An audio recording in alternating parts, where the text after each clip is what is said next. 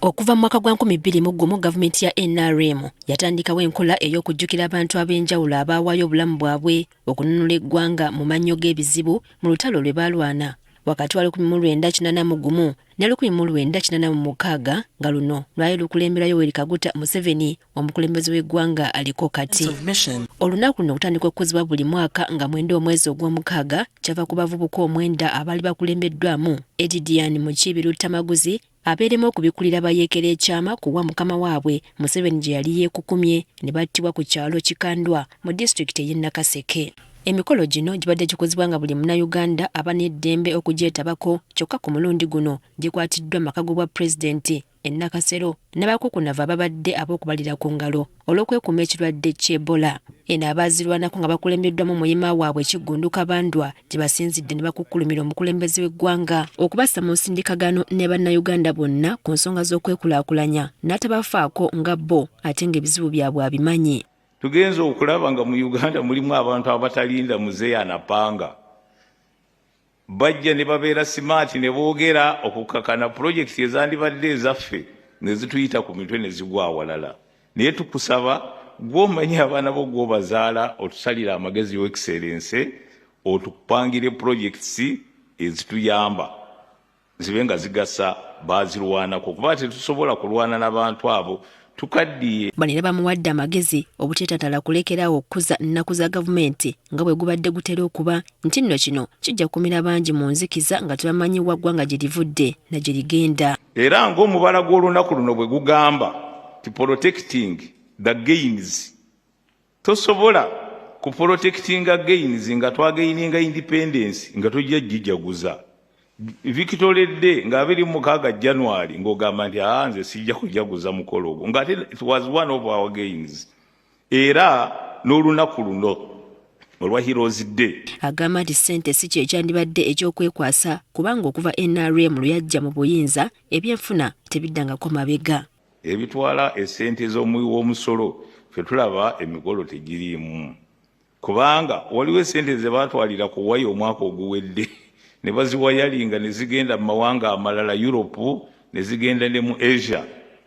Kati munnange ate essente ezo tugenza okulaba nga zisobola okukola emikolo gyaffe okuva lwe twawamba mpaka kati. Bw'ati amusabye basisinkane bongere okwegeyaamu ku nsonga endala ez'enjawulo ze batasobola kwasanguza mu lujjudde. Ekitiibwa abaazirwanako tukusaba otusisinkane tusobole okwogera ku nsonga zino.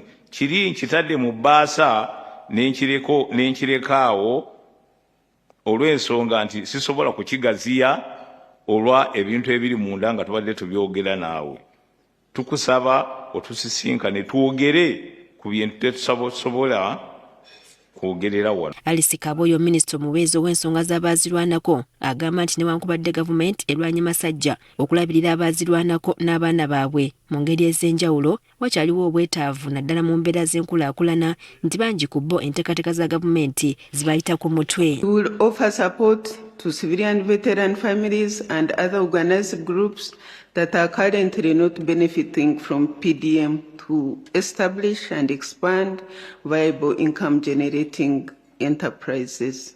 Okwongera okuwa olunaku luno ekitiibwa Kaboyo ategeezezza nga bwe yafunye ettaka aw'okuzimba ekijjukizo ky'abaazirwanako n'okuumirawo kalonda yenna abakwatako bw'atyo n'asaba pulezidenti ettaka lino ligulibwe era enkulaakulana etandikirewo. I seek your approval and support to facilitate the acquisition of this land to enable us to collect, document, preserve and showcase the rich history of our liberation heritage and national history for the benefit of the current and future generations. Mu kwogera kwe Pulezidenti Museveni asoose kujjukiza Bannayuganda ku nsonga ez'abalwanya naddala okulwanirira obwenkanya, okutereeza ebyobulamu, ebyenjigiriza, ebyenfuna, obukulembeze n'ebirala. Bw'atyo n'asiima bonna abamwegattako okutuuka ku buwanguzi bw'aliko kati. I want to thank the veterans who joined us, civilian veterans,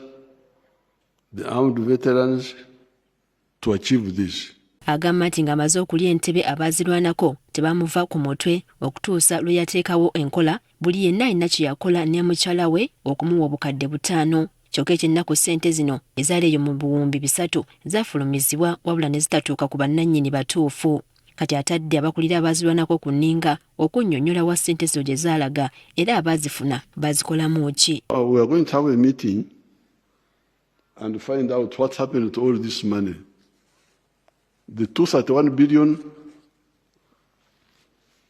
does not include the seedlings of Operation Wealth Creation. That's separate now. Kati akasikano kabanda okayogerako